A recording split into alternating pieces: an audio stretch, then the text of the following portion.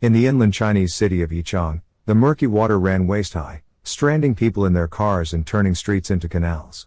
Near the metropolis of Chongqing, angry torrents of water swept away country roads. The tourist town of Yangshuo experienced a cloudburst that an official called a once-in-2 centuries event. Weeks of abnormally intense rains have wrought destruction across southern China, leaving at least 106 people dead or missing and affecting 15 million residents in the worst flooding that parts of the region have seen in decades. One of the hardest-hit provinces has been Hubei, whose capital, Wuhan, also had the first emergence of the coronavirus last year. Late last month, rescuers smashed car windows to free passengers trapped by floodwater in Yichang, a city in Hubei down the Yangtze River from the Three Gorges Dam, one of the world's largest. Hubei has had more coronavirus cases than any other part of China. And people there said the last thing they needed was another devastating jolt to their lives, their health and their livelihoods. Another problem has arisen before the last one subsided. Dang Jin, 25, a recent college graduate from the city of Enshi, lamented recently on the social platform Weibo. Hubei is both surreal and difficult. Heavy rains this time of year often swell China's rivers and cause its reservoirs to overflow. This year, however, the battle against the coronavirus pandemic strained flood preparations. People's Daily, the official Communist Party newspaper, warned in April. The epidemic, combined with the extreme rain, has made dealing with this year's flooding a very formidable task, China's postal agency wrote in a recent memo urging the authorities to step up their response to the floods, People's Daily reported this week.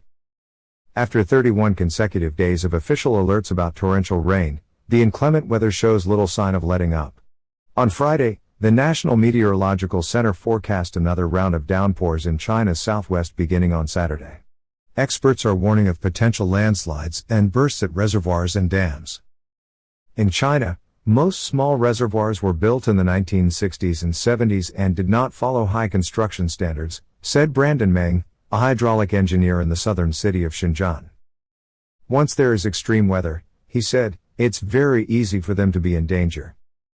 As the rains were becoming intense last month, some commentators in China noted how little attention they were receiving, both in Chinese news outlets and on social media. Surely, they said, the confluence of a great plague and great flood should merit wider interest. Perhaps people had grown numb to hardship. Or perhaps China's government and its censors did not want to draw more attention to people's suffering. Either way, videos and first-hand accounts of the flooding have since gained wider notice. In Yangshuo, a popular travel destination known for its stunning mountain vistas, an official told the news magazine Southern Weekly that the area had experienced a once-in-2 centuries burst of heavy rain on June 7. More than 1,000 hotels and guest houses and 5,000 shops were damaged, the authorities told Southern Weekly. Xin Hui, a retired history professor, was vacationing in Yangshuo when the rain started coming down in buckets last month. He and his travel partners tried to evacuate but decided that it was too dangerous.